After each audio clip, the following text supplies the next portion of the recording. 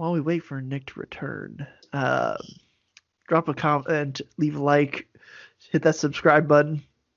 I'm doing all the things that the kids are doing now. And now it's time for us to digest the lowest rung of pop culture so you don't have to. You're tuned in to the all-new Culture Cast.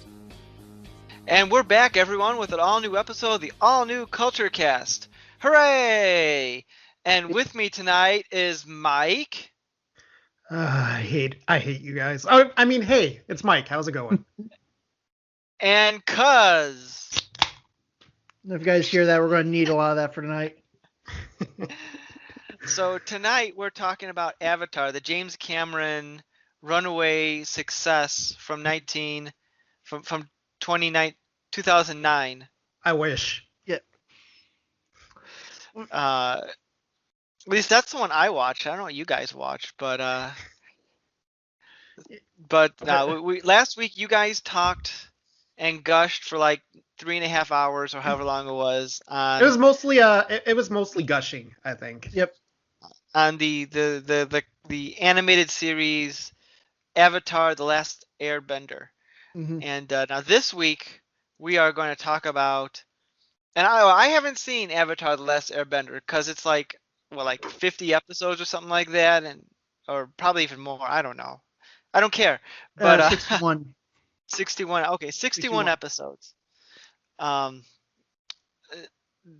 I ain't got time to watch 61 episodes at this point. So, but I do have time to watch a 90-minute to 2-hour movie. So I'm joining you this week to talk about The Last Airbender, M. Night Shyamalan's The Last Airbender. And Nick, you actually hold a unique perspective. Both Mike and I have seen this series now multiple times through. Correct. So this, I guess, the key question we need to answer tonight, Nick. After watching this film, are you interested in sitting through all 61 episodes of the animated show? Well, let me see here.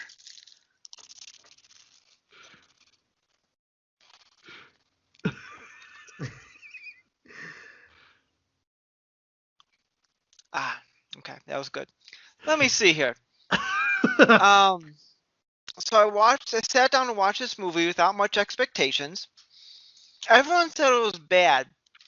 But I was expecting, well, maybe because they don't like it, wasn't too much to the show, but maybe as a movie, it'd be okay.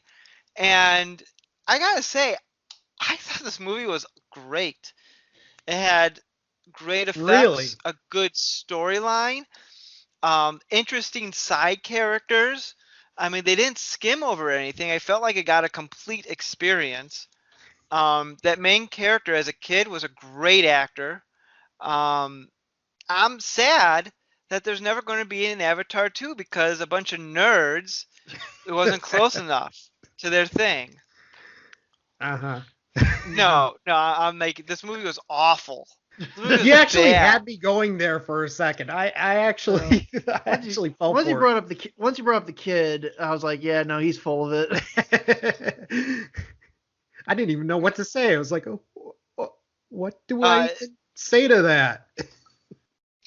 I didn't watch the series, but I was, in all seriousness, I was expecting going to this movie at bare minimum thinking, maybe it won't be close, maybe it's not going to be good, but maybe at least to be, entertaining. Like, you have movies that aren't great, but they're entertaining enough. And the first thing, I don't know why this comes to my mind, but the first thing that comes to my mind is, do you remember about 10 years ago they made that Prince of Persia movie with Jake Gyllenhaal? Yeah, Right, yeah.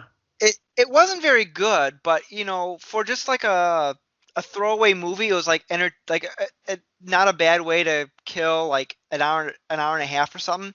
So I was expecting at least that, like something like that's coherent and fairly entertaining. And this movie's not. It's you don't know what the hell's going on because, as I later learned, they try to cram like 20 episodes into like 2 hours, 20 episodes of story into 2 hours. Pretty much. And there's like bits where they just like hand wave over where it's like, oh, and then this happened. And then my brother fell in love with the princess. Wait, what? That like I bet the show was like that was like an episode or something like that where that developed. And then like when the princess It was a died, couple episodes. Yeah. and when the princess died at the end to become the moon or whatever, I don't what? Mhm. It was like, why do I care about this person dying? She wasn't a character at all. And as the mega fan that I am, I actually did the math on this. So out of the 20 episodes of season 1, they incorporate elements from at least 13 of those 20 episodes. Oh wow. Yeah, so I done did my homework. Now I probably had going into this trio, I had I'll say the most experience with this movie beforehand. But I will say within the last 24 hours, I've watched this movie more times than I probably should have, because I did it once last night with just you know what, let's get silly. And then a few hours ago, leading up to this recording, I did a dry run in the basement, which I never want to do again. I never want to see this again. I'd like the hour and a half of my time, the 3 hours of my life back, please. How did your brain just not shut down on you? Miller Lite helps. It keeps it lubricated. The first time I actually saw this movie was about it'd been longer than that. Almost 6 years ago. I was in college. Like, I think me and some of my buddies just had a bad movie night, and that night we got schmackered. Honestly, I don't even remember half this movie. I think after they got to the Southern Air Temple point, I think that's when I checked out for the night. Because we tried making like anytime there was some sort of inconsistency from the show, we took a sip, and yeah, we all four of us like blacked out. So this is my first time actually seeing the thing from start to finish, versus time traveling and seeing it. Yeah, I'm still shell shocked from what I just saw. I watched it for the first time today, and I usually like really bad movies. I love watching really bad movies because they're fun. But I knew this one was really going to upset me because I ended up really loving the series, and I just knew this was going to be really, really bad. And it was even worse than I could have imagined. Mm-hmm. Like minute 1, I was like, "Oh no!" This is like one of the recent memory. You're absolutely right. It's one of the most infamously bad stinkers. Like, I think probably everyone on the internet, us included now, have probably tossed their hat in the ring when it comes to this subject. My biggest thing, besides the parts that were bad because of the show, because of the context of the show, the biggest problem is like it was boring. My God, this very movie, boring, very dull, very flat. I don't know what was going on during half of it. Like, things did not make sense. Yeah, Like, we were kind of curious about that because even as I was watching this, I'm like, how the hell is somebody who hasn't seen the series going to be able to follow this train wreck? Like for example, and maybe this gets explained in the show, I don't know, but when I don't know, Arrow Kid, whatever the hell his name, I don't even know, Avatar, is that his name? Yeah, Oliver Queen. You have failed this kingdom. When they go to the rock place and all the fire people have like all the rock people imprisoned. Couple of questions about this. One, if these rock benders, or was it earthbender? Earthbenders. If they're so bad and they don't want them, why are they keeping them alive? Why are they putting them in little camps? Like, why don't they just off their heads? That's my first question. Why are you keeping them alive? It makes no sense. Secondly, all the people in this camp know how to like contort the earth. Why are they prisoners? Why can't they Because they use can their only Earth? throw tiny pebbles at you. Nick, because their spirits were broken. Their spirits were broken, Nick. They had See, to, that could be a reason from the show. I wouldn't know. I don't. Or are you being sarcastic? Either way, it's dumb. Like, just freaking rock up the fire people and then get the hell out of there. There's no reason for. Was that like in the, end of the show? Did all the rock people, were they like in prison and then a little kid comes by and says, "You get rock powers," and like, yeah, okay. Why weren't we doing that for the past 100 years? yes, that was a whole episode, but the reason, but the reason the show is they established that, although this gets changed later, but in the first season they established that earthbenders cannot bend metal because all the earthiness has been taken out of it, so they cannot bend metal, and the prison that they're in is entirely made of metal. So that's why they can't use their powers. Not just some random field, or I'm assuming it was mostly because and I'll get into this in a second, but I'm assuming because they blew a good portion of their budget and they had to shoot a lot of it on like sound stages. So that's why they just found a random area in the state park, built a little wall, and said, "This is your prison now." Couldn't they like just go to like a real prison and like just dress it up a little bit, make it look, I don't know. Nick, they only had 150 million. Fantasy. They only had 150 million dollars. What is this? Hollywood true. production? That was dumb. It was stupid. Many dumb things. Many dumb things. Like, that's the thing. Like, this movie it's not just bad because it's a bad adaptation.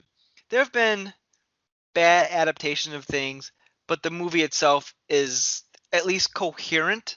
Mm-hmm. And this is not. This is just piss poor writing and directing. I mean, M. Night Shyamalan at this point in time had become pretty much a hack, but at least he could craft a story with a beginning, middle, and end.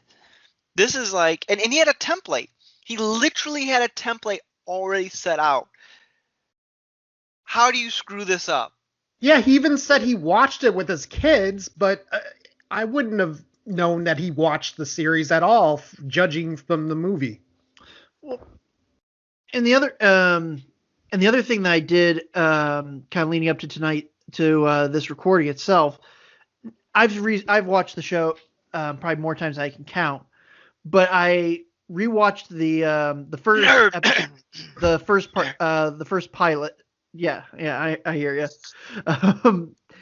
I rewatched like the pilot, and the pilot does the same thing. It's got to explain all this stuff, but you know what else they do? They put character moments in there that make you like these people as they're explaining this weird shit that's going around. I mean, for God's sakes, Aang's first line in this movie is just him saying, "Oh, I was caught in a storm. I was stuck in the ice. Thanks for helping." Versus in the show, he has a very adorable line that's kind of pretty much summarizes his whole character. He's like, "Katara, come closer, come closer. Do you want to go penguin sledding with me?" Like, fun, enthusiastic. He wants to do fun things because Aang is a fun guy. He likes doing fun. And this movie forgot that. Everybody forgot that. No one's fun. Everybody's just stoic. And the movie also forgot how to pronounce some of their names too. Yeah, that the biggest. That's probably one of the biggest things. Although there's a part of me that's like, well, maybe these are like more like, I don't know, maybe they're more like correct pronunciations. But I mean, if that's how they say in the show, you kind of have to go with that. Right. And I think that was probably the first sign for many people, myself and Megan included, that this is not going to be good, because instead of Sokka, it's Sokka. Instead of Aang, it's Ong. Instead of Iroh, it's Yiro. The list goes on and on, Nick, of just shit that they messed up. My first warning that the movie was going to be really bad was seeing Sokka and just seeing how flat he was compared to on the show. He's very comical, very funny, and in this, he's just he's just completely blah and completely flat. Yeah. Oh yeah. What was I gonna say? My first sign that this was not gonna be good was the when the show has a pretty famous narration that like starts each episode, Nick, and the fact that the movie starts with it doesn't start with that narration as they're showing the different bending styles. It starts with a text crawl, pretty Yeah. much, which I was like, you couldn't film that. That couldn't just be a voiceover. Like that's like almost like the universal sign. Like, okay, we don't have enough footage to actually complete this thing, so we're just going to fill the gaps in with voiceover and text on the screen. Yeah, I mean that was my big problem. Like the text on the screen at the beginning doesn't bother me too much. This ain't no Star But Wars.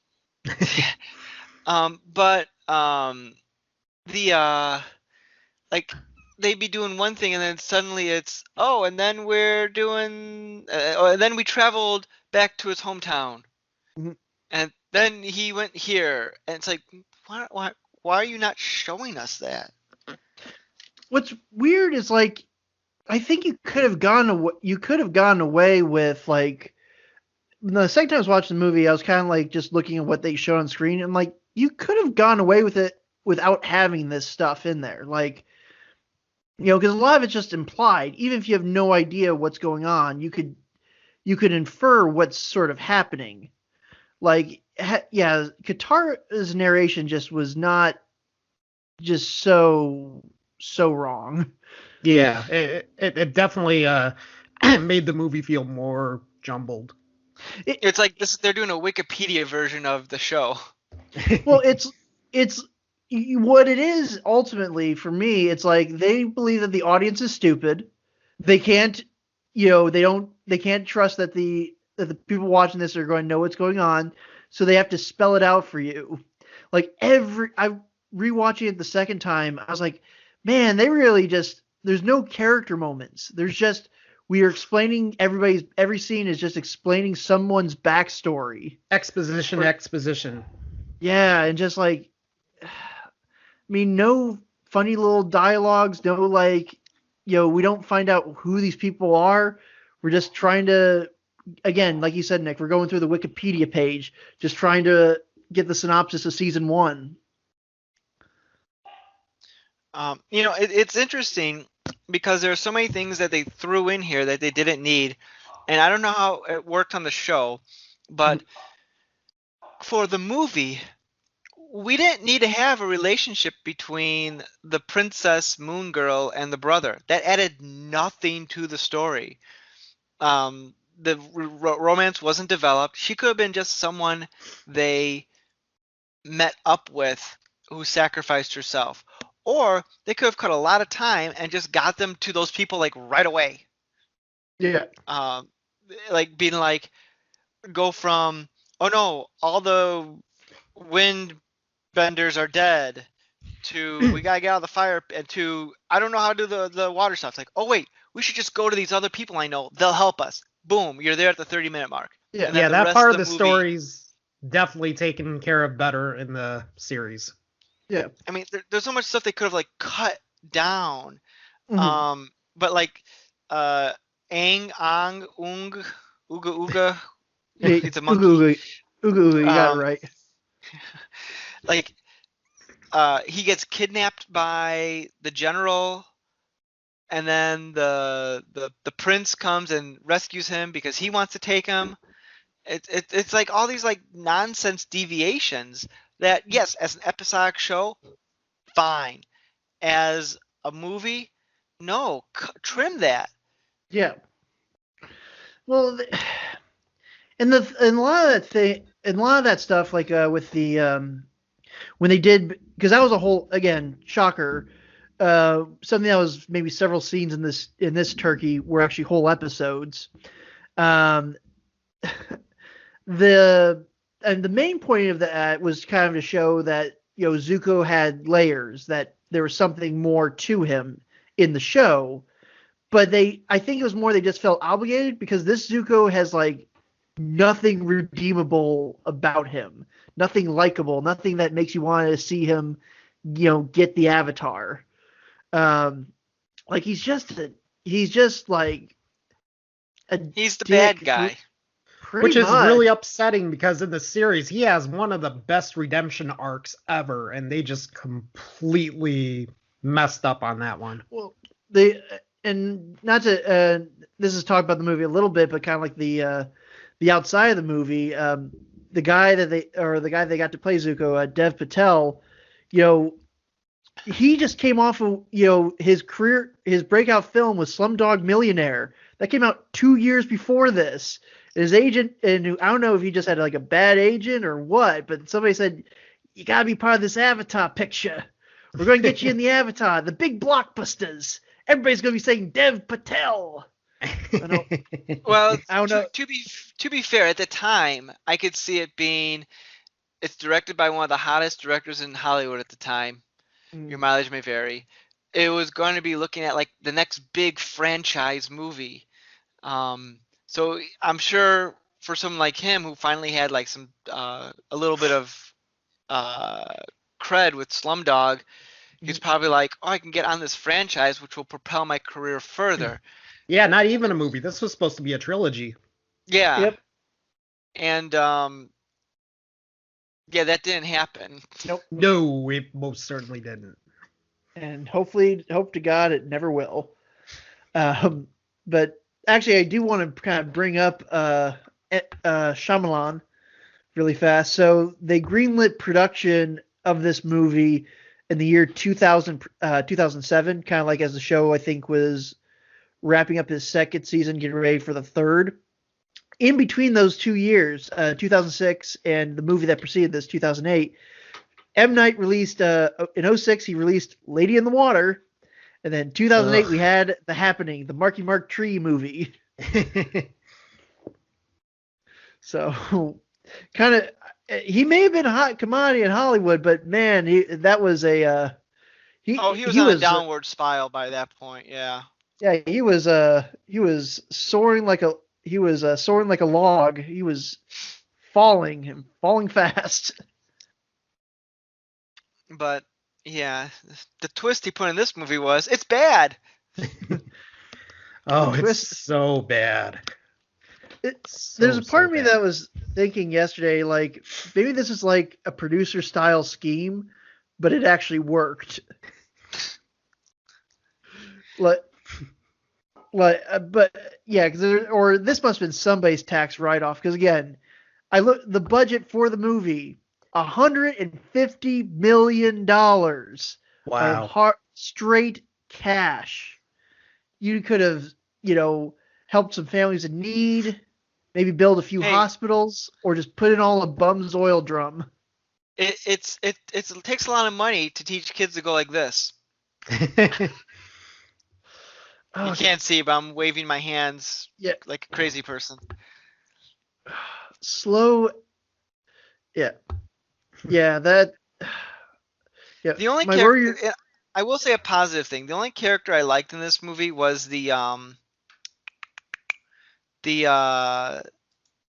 general, not the general. Was it the general? The prince's like uncle, who was like his mentor. Who actually was like, he was interested in meeting the Avatar because it was an Avatar. Like, it seems like he didn't give a shit about the Fire Kingdom's war or anything like that. Yeah, good old Uncle Iroh. Yeah. Yeah, like I liked him. He was amazing in the show. I like how chill he was. He's like, I don't give a crap about anything. And then like I had a sense like he's gonna be something's gonna happen big with him because he's too chill right now. And then like when they kill the fish, which was the gods or something or the spirits, I don't know. They didn't go into detail. And he gets all like pissed. And he's like, oh yeah, I can make fire by myself. Booyah! Suck that, suckers. Yeah. Like no, I will say this. Iroh is probably as we probably gushed on for many minutes in last week's episode. Iroh is probably one of the best elements from the original show, and I would say he's the closest thing to a silver lining in this, but even that's a bit of a stretch. well, just they don't give him as much screen time to really kind of make him lovable the way Iroh is in the show. I mean, the closest thing I can think of is like when Zuko comes back. I think he's just sitting there on the docks getting a foot rub and just being like, "Hey, man, where were you for the past 4 days?" Like he's like a chill, he's like a chill stoner. He's just sitting there, just enjoying life. He's like, "Hey, come on, man, like just settle down, take it easy. Forget all this Avatar stuff." No, well, let me go. I'm just going back through I'm going through my notes if I had anything more about Iroh. I did get the only other thing, the only fun fact that I have related to the actor who plays Iroh. He was Yusuf in the first Iron Man movie. And Iron Man 3. God, don't you know anything about Marvel, you nerd? Well, I didn't get the check didn't come this month, so I'm no longer a Disney shill. He did look familiar. I'm like, where do I know that guy's face from? And then I saw like, oh, he's Tony Stark's He's his friend in the guy, cave friend. Helped Tony Stark make things in the cave with a box of scraps. Yep. But I still don't know why they decided to give him dreadlocks. I think that was that was probably like one. There's a lot of weird costuming in this movie. Some of it ranging from confusing because a lot of iconic looks, I would say, that are kind of hard to screw up. But then they decided to give Iroh. Well, Iroh's like in the show, he's like kind of like a short, fat guy. Here he's like tall and lanky and like towering over everybody in every scene he's in. I don't know why they decided to give him dreads.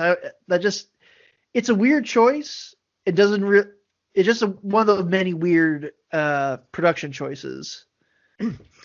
Yeah, and then Zuko's mark, he actually had to see it. In the show. It's a lot. You can see it a lot more. The scar. Yeah, it's on his eye. Mm-hmm. Yeah, it's very. I'm assuming they were just again. $150 can only take $150 million can only take you so far.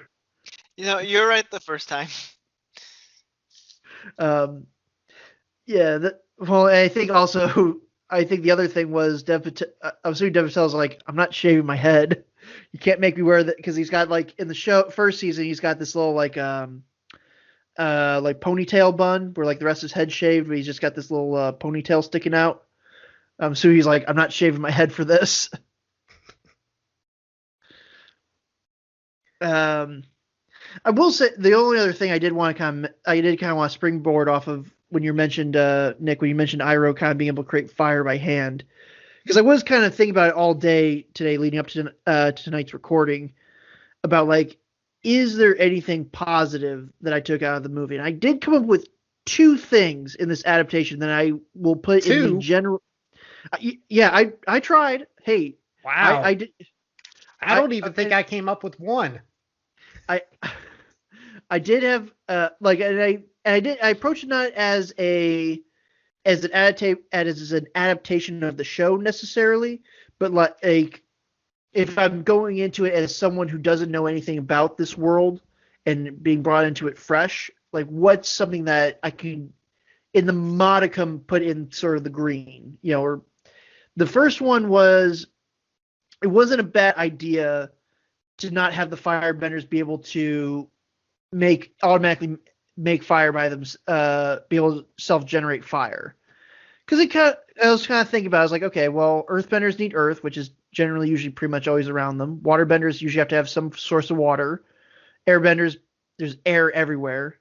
So I was like, okay, it kind of makes sense to following that same trend that, yeah, firebenders should need fire around them in order to manipulate it. Like, okay, that's not a terrible idea.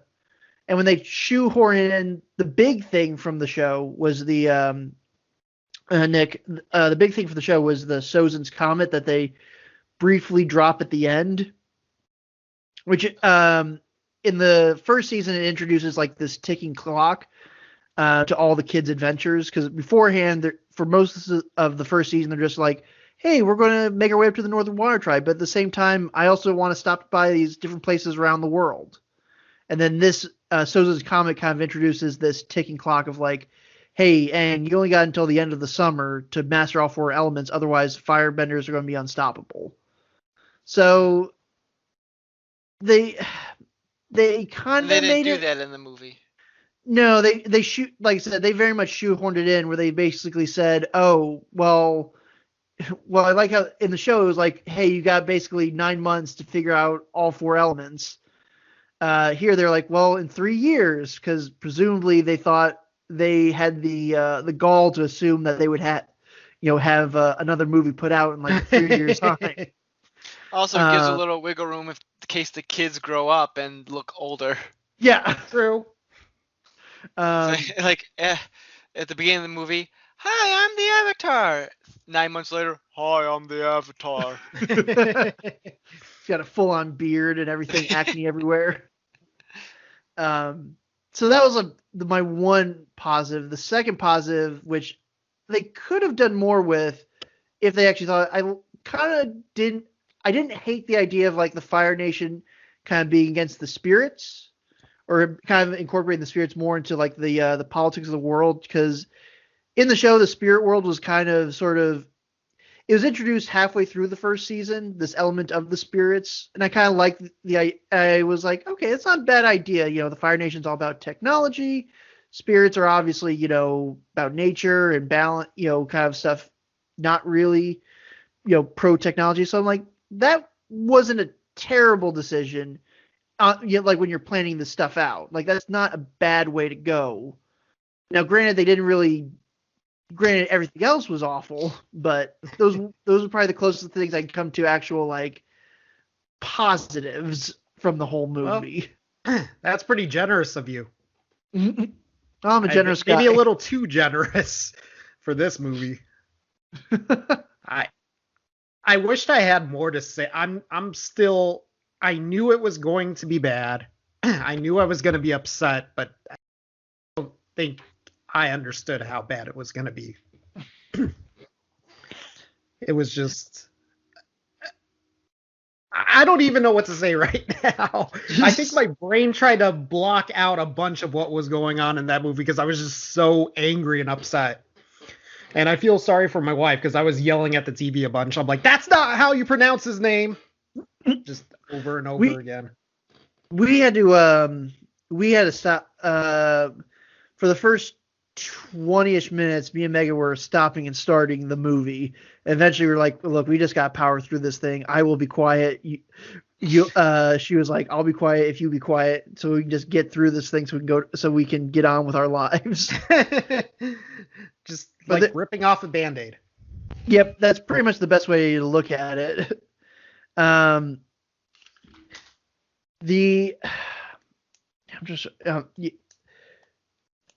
will say it's the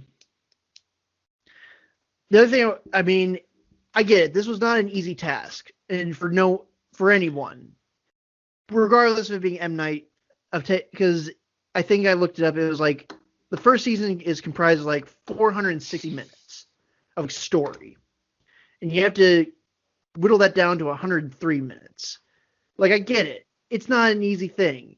I think it would be hard for even the best directors and like writers to try to do that.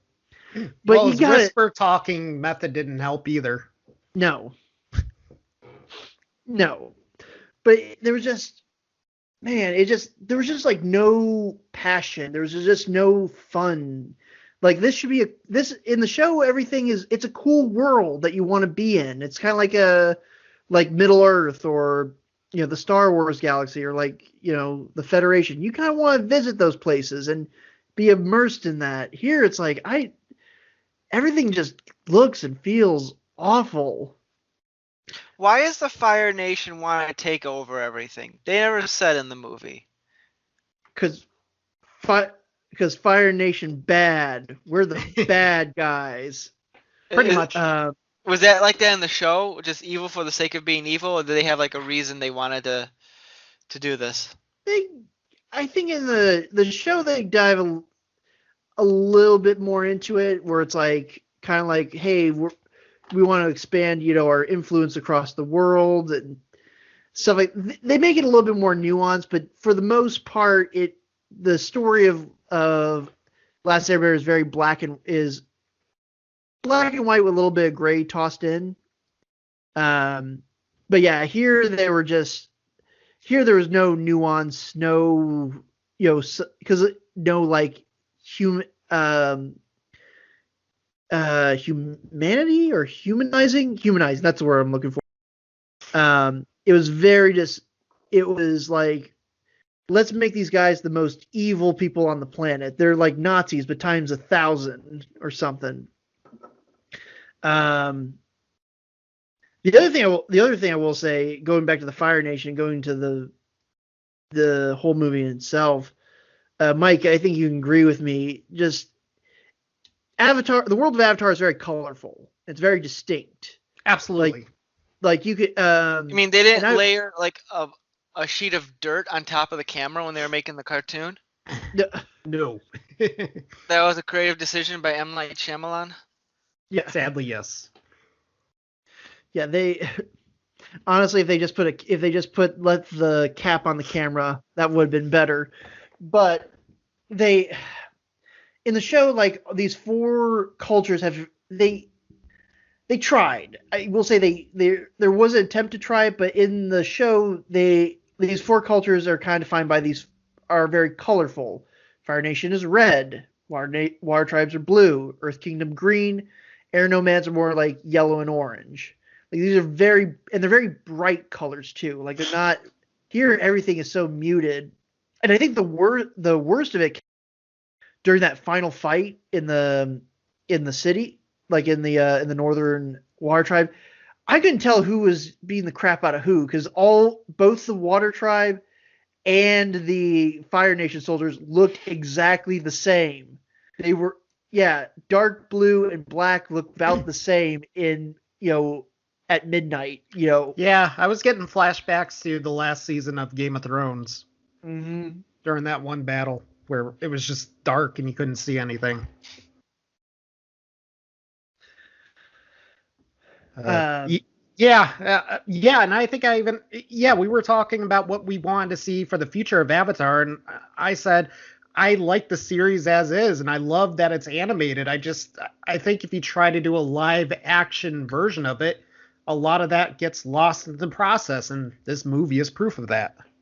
Well, and there was, and going back to like a lot of the now I'm kind of thinking of that final fight.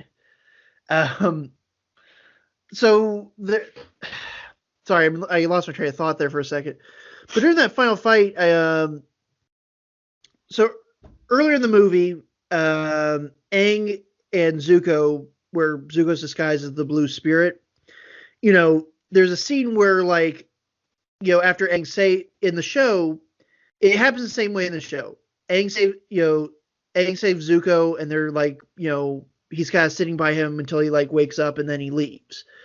But in the show, he kind of starts to talk to Zuko too. He's like, "Hey, before I was in the ice, one of my best friends was named Kuzan.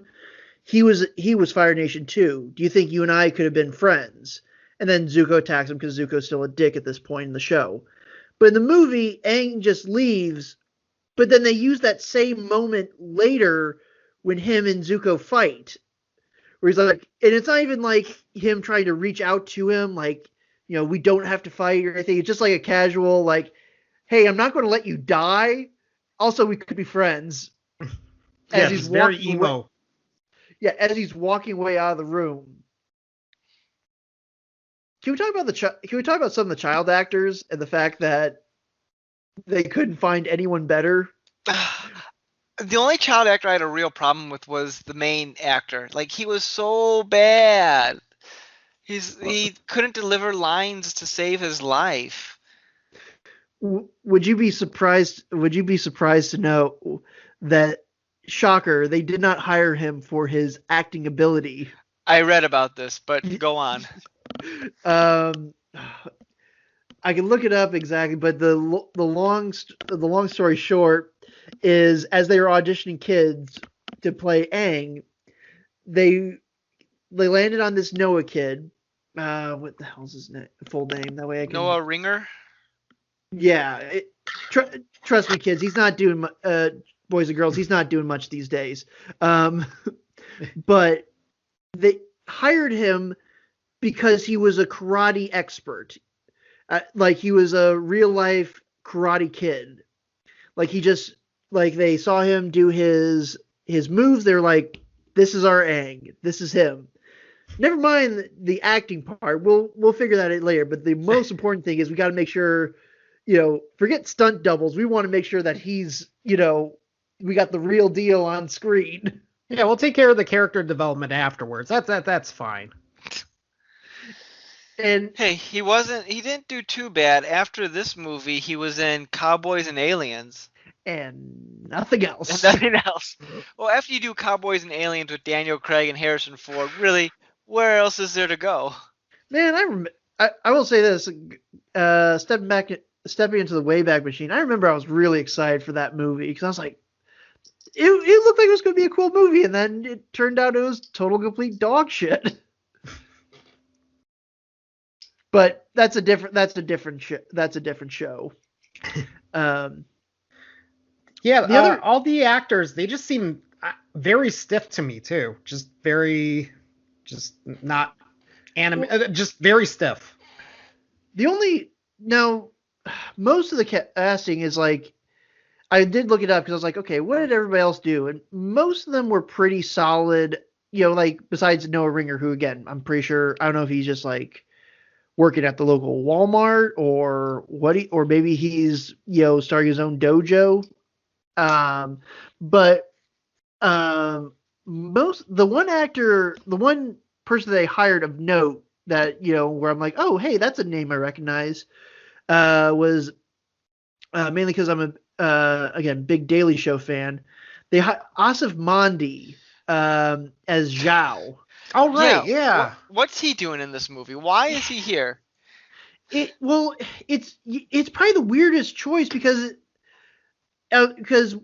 he's I've seen him on the Daily Show, see him in other things. He's a funny guy.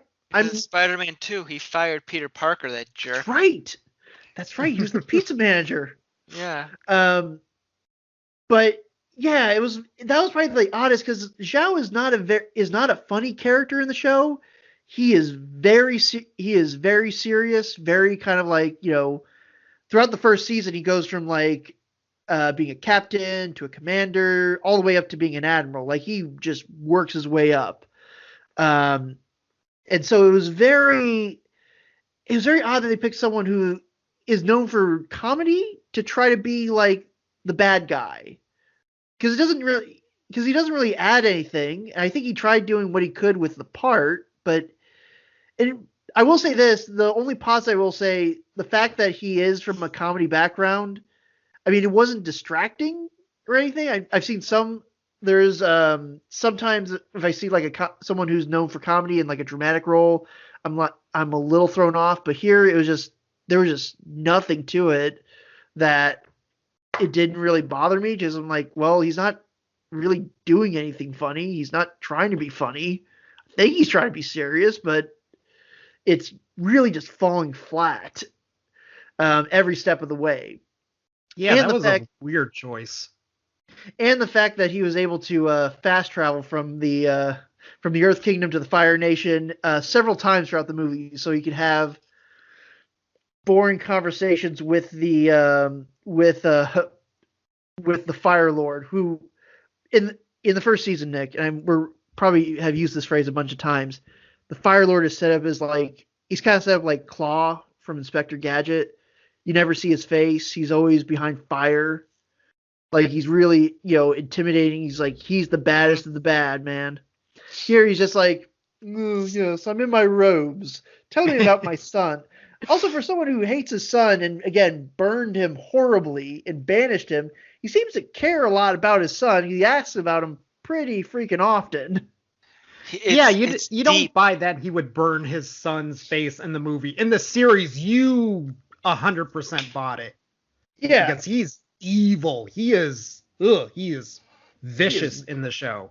He is not a good dude. And the movie is just that was probably one of the weirder choices that, again, they're like, we'll show the Fire Lord in full daylight, just kind of walking around this palace set that we had, where it's kind of like really nondescript. Like, I hate to say it, but the show had a very unique visual style of every place they went to, and that's probably the biggest disappointment, is that the movie doesn't quite capture that as well as I hoped. But that was kind of one of the things that really sort of, I mean, there's a lot of things that this whole movie is just, disappointment is the name of the game, but that was probably, it was one of the things that definitely did bother me a lot about it. Speaking of the Fire King, Mhm. I have Fire Lord. Fire Lord Ozai. whatever.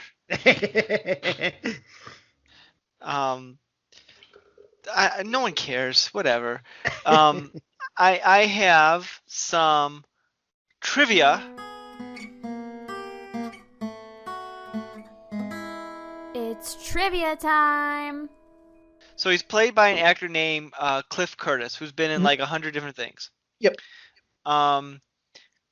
Cliff Curtis was, of course, in Avatar, or in The Last Airbender, and the next movie he'll next be in is Avatar 2, the James Cameron sequel. So Wow. technically, and he's going to be in Avatar 3, so according to Wikipedia. So technically, he'll be in the Avatar trilogy, just not the one he was expected to do. The one that, the Avatar trilogy that James Cameron is promising us, it's coming, I'm working on it, but I gotta go to the bottom of the Mariana Trench first. Do you think do you think like his agent's like, hey, Cliff, doing this Avatar movie, they're gonna make Avatar 2. He's gonna be like, 10 years later, really? They're doing that? Like, well, I guess I'll do it. I mean, I'm contractually obliged, but all right. Like, no, this is a different Avatar movie. There's another Avatar movie? Speaking of the Avatar movie, extra trivia, which you guys probably know, this movie was originally supposed to be called Avatar: The Last Airbender, but they were forced to drop the Avatar subtitle because of James Cameron's movie Avatar, which came out a year previous. Yeah, it was like one of the biggest movies of all time. I don't know if that decision came down after Avatar came out or during production and they decided no. I thought I remember hearing, and I could be way wrong on this, that there was some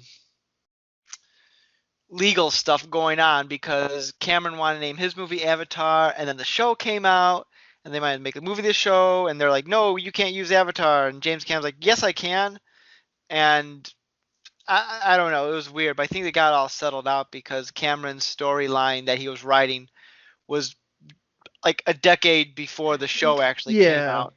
It was some weird legal loophole that allowed him to keep the title Avatar, and Avatar had to change their title, which I guess it doesn't make a difference because it's probably best that this movie's forgotten by fans of the show. True.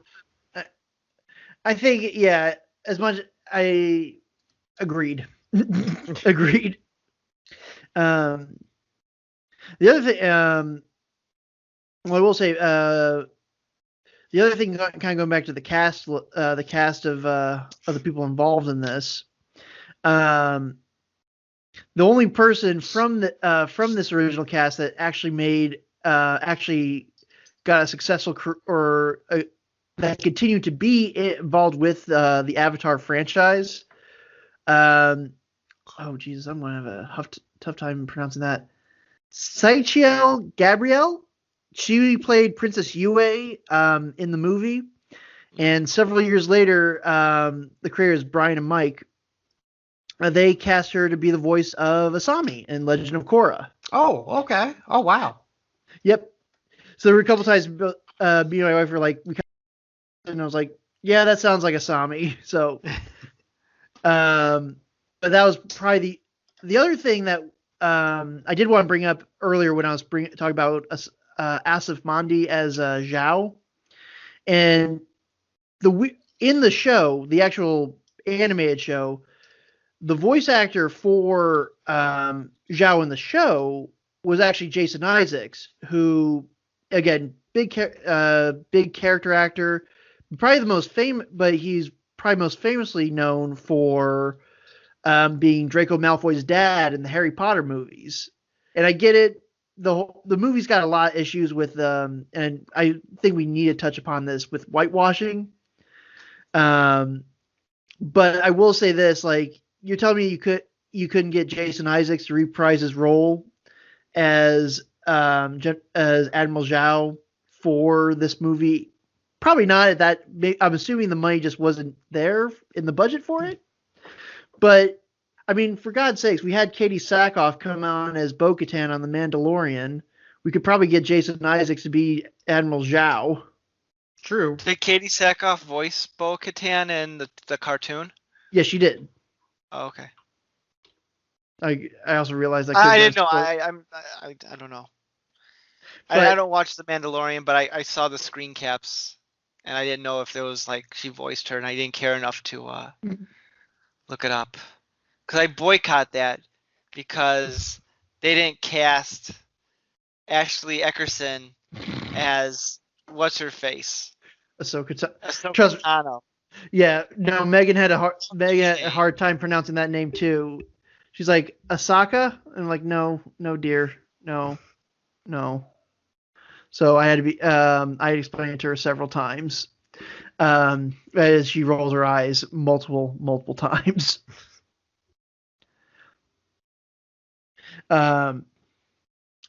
Speaking of bad character looks, why is Appa nightmare fuel? Ugh, yeah, he was pretty horrifying looking. Which one was Appa? The giant bison. Oh, yeah. What's the story? Like the bison disappears for like half the movie. I figure that'd be a good thing to keep around. Nick, $150 million can only take you so far. How did like they all survive in the ice? Shouldn't they have like died? Or is it because he's the Avatar he was able to survive? The Avatar, man, he froze them in a ball. He froze them in a ball of ice. So like, who froze them in the ball of ice? That's did they explain did. that? Well, the other thing I will say, rewatching it the second time, I realized they went over Aang's whole. Let me back up there for a second. So, in the show, one of the sort of dramatic highlights was an episode called "The Storm," and that's kind of like the episode where you find out a lot of Aang's backstory and also Zuko's backstory. Like they tell them side by side, and that's they kind of earlier in the show they kind of said that Aang got trapped in the ice. But they really kind of the character sort of brushes off more of the finer details. But in that episode, they really dive into why he ran away and stuff like that. I'm pretty sure in the movie they said it like 2 or 3 times. I ran away from home. I fell into the ocean and got frozen in a block of ice. Like I'm pretty sure they said it like the first time it was like him nonchalantly saying it. And then they brought it up again, and I think in one of Qatar's narration, and I think Aang said it again, but this time with emotion. Like it was very much like no one was reading the script or checking it. Like that's like a pivotal moment for the character, and like we've said it so many times that it has like 0 to no impact on the story as a whole. Like but yeah. Okay. Yeah, I'm sorry. I don't know. I just feel so depressed after watching this. This completely ruined my day. Well, if you want to know something that's going to even make you more depressed, guess how many people, according to Rotten Tomatoes, what percentage of people actually genuinely like this movie? 9%. What? 9. Actually lower than that. 5. Oh, jeez. Oh, you got it right. 5%. So out of every 100 people, if you go to a random group of 100 people, 5 of those people will like The Last Airbender, and you should not be friends with those people. You should cast them out of your life. Yeah. Yeah, Yeah, this was a stinker. This was, and again, I love bad movies, but this was just this This was too was bad. really horrible. I mean, you know, I never thought I would know what it would feel like to have a kid flunk out of school and become a junkie, but now I feel like I know what that feeling is because you had me watch this goddamn movie. it it's the biggest thing that the thing that really frustrated me the most was not the and I said at the start of the episode, but I'll say it again. The biggest issue with this movie, it's just boring. It's so boring. And even though it's not terribly long, like it's not, thank God this wasn't 2 hours, but even still, it's just a slog to sit through. At one point, I looked at Megan, I was like, we got another 30 minutes to sit through this thing. Yeah, And I it's kept just, pausing it to see how many more minutes were left. yeah, it's kind of one of those things you got to just bite the bullet and just work your way through. But I don't know. Again, it's a good. I would say the only time you might have moderate enjoyment is if you have a group of drunk friends and you're just sitting around the TV watching it. But even then, it's going to be more infuriating than it is funny. Although it was, the only thing that is genuinely funny, besides there's like one or two handful of times of them actually trying to do comedy, which was painful and awkward. Was the only thing that was really funny was just the slow ass karate and the fact that everybody seems to stand in position while the slow ass karate happens around them. Right, and like everybody's waiting for their cue to do something. Mm-hmm. I know we mentioned this earlier, but the Fire Nation prison, where it's like takes 5 guys to move one rock. That was sad. And you know, in their minds, they probably thought, oh, they're going to make this look huge on the screen. They're probably going to put some really cool special, like make it look like they're pushing forward like these giant boulders. And then you see, wait, it's a pebble? That's what we're doing here? We're throwing pebbles? Slowly careening at like 2 miles an hour that someone could just lazily step to the left and avoid. Yeah, they could have moved aside. Okay, that almost got me. Yeah. Nick, if you do ever get a chance to actually, I would say, if you want a better movie experience, watch the first 3 episodes of the show, which kind of is pretty much the pilot. Like, I think when they originally aired, I think all 3 episodes were put together as like the pilot. Like, that gives you a better idea of just what this should be. It should be fast. It should be funny. There's a little bit, there's a lot of character moments in between all this stuff. And don't get me wrong, before we started recording, I rewatched the first episode. And that, there's a lot of exposition in that, but it's mixed in so well that you don't even notice it. Like, I notice it because I watch movies weird, and this is how my brain processes things now. But even I was still charmed and entertained by by them putting in like this important information about this world, versus every dialogue scene being so dry and so bad. Also, I did have one other thing I just thought of. Going back to the fact that M. Night thought that, yeah, we're going to make a whole trilogy. I kind of chuckled when the grandma name dropped Hama, which is a character that appears in the 3rd book. I'm like, oh, they thought they were going to actually get to that at some point. They thought they were going to introduce that character, which you should just watch that, Nick. But it's a good episode. That was in a good episode. It's called The Puppet Master. That's a good one. And the series is really good. You just don't go. I would say just check out the series. Don't let this movie spoil that for you. Well, I refuse to watch anything anime now. And I know this show is not technically anime, but I stand by my comment. Oh boy, we broke him. I blame this show for my hate of anime. This is what it is. I blame the movie for my hate of the anime, so sorry. Well, I did Well, warn otherwise- everybody I was going to be very depressed during this show, and I was correct. Just very Yeah. dejected, sad, and I mean, I'm going back to last week's episode. It was so much fun. We were just gushing, like, just that was so great. That was awesome. And now we're just sad and just like, yeah, that was a thing. It kind of, in many ways, this two-part series kind of summarizes the jump from the year 2019 to the year 2020. 2019, No so kidding. much hope, so much promise. And then we get into now, and everything is just terrible and sad and not good. Damn, Oh, that's God. perfect.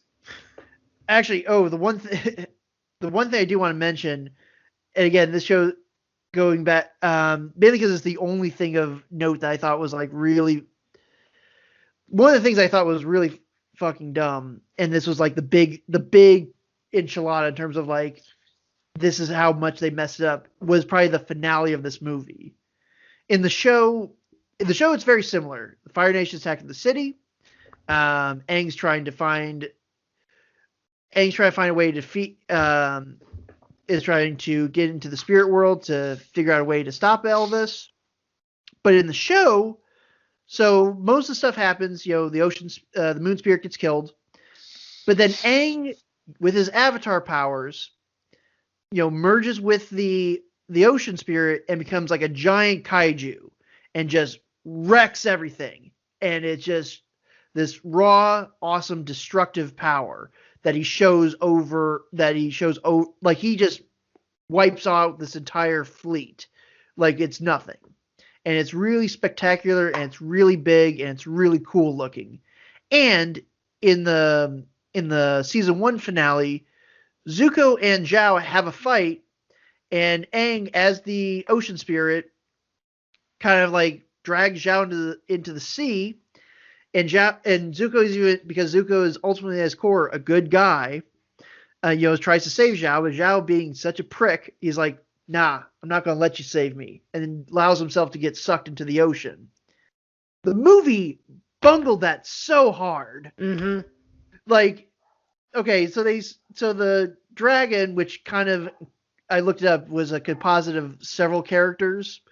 Roku, his dragon Fang, I think the spirit Ko, and I think they mentioned another one in the Wikipedia entry, but I'm not going to even look anymore just because I'm just depressed every time I look at it. But he's like, you need to show them the awesome power of water, which I'm like, okay, that makes sense because he's supposed to merge with the ocean spirit and become a giant kaiju. But that doesn't happen.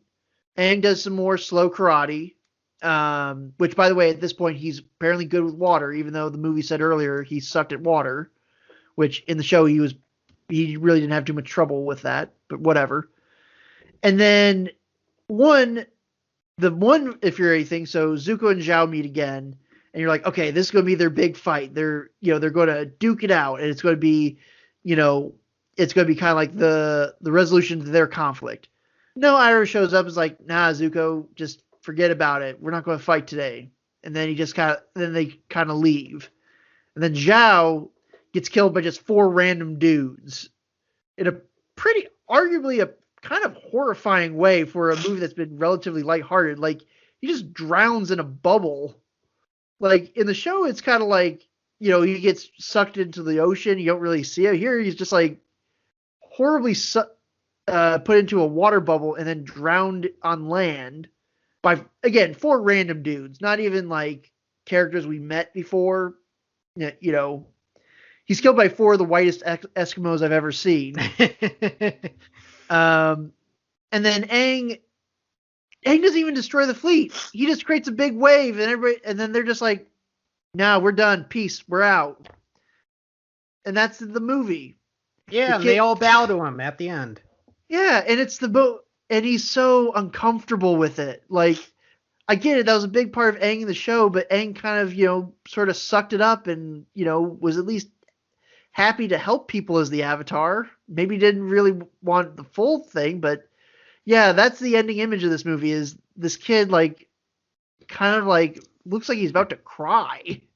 It's like, yeah, that's the heroic note we want to end on for this. But yeah, that was Which is just a pretty good summary of the entire movie. Yeah. Just the mood and everything. So I take it then we are in agreement that this movie was phenomenal and it was robbed of a sequel. It should have. I really don't know why the Academy doesn't recognize more genre films, because I cried several times. But for different reasons. For different reasons. And before, I guess, mainly because that way we don't piss off our fans. I mean, do we want to touch upon the whitewashing controversy? The only, I guess from the show, a lot of the characters who were white in the movie were of darker color. Yes. Am I right? Is that what I heard? Yeah, they're like Eskimos. I mean, I guess I don't know one way or another, but one thing that did strike something interesting with me, just watching the movie, that like all the good guys were white and all the bad guys were like darker color. Which is the opposite of the show. Yeah. Like and because the whole show is steeped in this like Asian culture and mythology. Like, it's not specifically like based on one one culture's tradition or anything like that. It's like a mashup like of like all these different Asian cultures from around the world, or from our world, I should say. But yeah, it is very much, well, with M. Night himself being like a director of color, it's one of those things I was kind of thinking about today. I was like, I wonder if it was like I would hope to God that it's not him saying, I need to cast someone white. I like to blame this on like a producer saying, going some along the lines of like, well, we can't have we need to have white people be the leads. No one's going to see like an Asian actor be the lead, even though that's bullshit, and there's been plenty of movies to counteract that argument. It's definitely a little weird. It's definitely very weird, and I hope that it wasn't. It's one of those things that just sticks out like a sore thumb throughout this whole thing, especially just given what the source material is based around, and just it does. I would say if the movie was good, if the movie was entertaining, I think it would have been. I feel like some people could have been more I think it still would have been an issue, but I think there would have been a lot more people who might. I don't think it would have hurt the experience, but it definitely doesn't help it. Is the main thing I would say. It's very awkward, especially with I'm not trying to get all social justice-y, but it is very weird that it's like all our heroes are white, all our bad guys are ethnic, and yeah, it's kind of sending a little bit of an odd message in the grand scheme of things. Right. Yeah, no, I noticed that too with the movie. Yeah, it was. And plus the other thing I will say, so they modeled the Fire Nation in this movie more around like Indian culture or Indian kind of design, but in the show it was always more like a Japanese or something like that. So it was very, very odd. Very, very odd, I would say. I mean, I will give partial credit. It's nice to see a movie with like a significant bulk of it to be like Indian cast, or I don't know what the region that's actually calls it.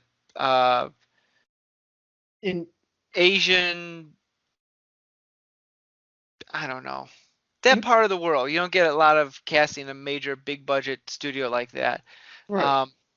So that was kind of neat to see. It's kind of one of the things off topic, but I'm a fan of the Wolverine, the movie, the second of the Wolverine movies that takes place primarily in Japan. And I feel that movie, maybe it's because a white man is still the lead in that movie, but I feel that movie does not get the credit it deserves, given that it's like almost an entirely Japanese. I'm sure there's some other Oriental. Is that word offensive anymore? Is Oriental, is that still an acceptable word? I don't even know anymore. tweet us. Oh, But that doesn't get like that much credit the way it probably should, because you don't see that in big Hollywood movies where the majority of the cast is Asian Pacific Islanders. Right. Yeah, no, it is. It could have been a very. I think that would be one of the things that could have made the movie more unique if it was more. If the rest of the cast was a lot more diverse or reflective of like the world that we're trying to portray. But as it is, it just sticks out like it painfully sticks out like a sore thumb. Because I think you're absolutely right. Like this was a prime, because again, this was a prime sort of like idea that could have allowed for a more diverse casting to be involved in all aspects around it, but instead it just, again, it's a little problematic, a little just kind of like a little just odd that of the many weird decisions that were made, that was probably one of the oddest, and I think it's probably the one that probably did not win many people over to this adaptation side. That's all I got. I ran out of steam there. That's all I gotta say about that. Yeah. I do like how everybody like on the movie kind of acknowledges that this was pretty much a disaster. And in fact, there was a quick tidbit that I saw that kind of made me laugh. They interviewed the guy who did the original voice of Prince Zuko in the series, and they asked him what he thought of the movie, and he said the creators of the show told him not to watch it. So I thought that was kind of interesting. Actually, fun fact. One thing about the original guy for Zuko, Nick, you've seen Hook, right? Years ago. Zuko is played by Rufio. Rufio. Exactly. I didn't know Rufio was still around. Good for him. Yeah. He was early 2000s. He had it made because he was doing Zuko, and then he was Jake Long, the American Dragon. That was a Disney Channel show. Again, I'm much younger. All right. Well, I think we've talked about all we could talk about with this high quality film. I think I've looking through my notes. I think I mentioned most of my issues. I had my airing of the grievances. Yeah, my notes just said, I hate this movie, I hate this movie, I hate this movie over and over again. Let the record show, I sat through this turd twice in That's 24. On you. Yeah, we never asked you to do that. You want to milk it a cookie for that? I mean, can I? No. Well, sure. Oh. No, in fact. Thanks, Mike. In fact, do you have video going on right now, cuz? Yeah, I can see you. Yeah, it's okay, you guys good. Hang on 1 second. Oh. This is a cookie. Oh. I'm eating it because you're complaining. Come on, man. Is that Chewy Chips Ahoy? It is. It is. Look at that. The deliciousness of that. Now that's mean. Man, why don't you just rip my gizzards out and just hold them in front of me, man? That's cold. That's your wife's job. Ouch. I want to tell you said that. She'll probably agree with me. She's like, yeah, Nick's right. All right. Well, let's. Final thoughts. I no. Just no. Yeah, that's my review of this movie. Just no, don't. In fact, a couple of my friends who are huge Avatar fans said, "Do not watch this movie." I'm like, "Well, I have to," and they kept saying, "No, do not watch this movie," and they were right. Again, we're not a real thing. We do this because we're not like a professional podcast. Nothing is forcing you to do anything in regards to this. We don't get paid. This is a money loser for me, not a money maker. What's that? You don't get paid? Oh, no. Okay.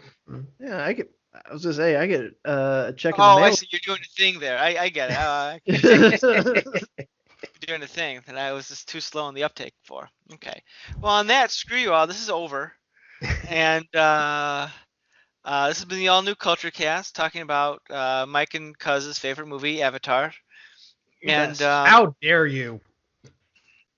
we'll be back next week. I think we're in December now. I think we should start a couple of high quality Christmas movies. So we'll look forward to that. So Happy all right. Happy Life Day, everybody. Happy Life Day. Oh my God. No, we are. Well, maybe we should. Who knows? Okay. I will. We'll see you next time, people. Bye bye. See ya. You've been listening to the All New Culture Cast. We try to post new episodes every Monday evenings, 3 to 4 times a month. Check out our backlog. We could be found at allnewculturecast.libsyn.com. You can also find us on Apple iTunes and wherever else podcasts can be downloaded and listened to. This has been the All New Culture Cast, a Saltwater production. Original material copyright 2020. Thanks for listening. See, this is why I make the big bucks.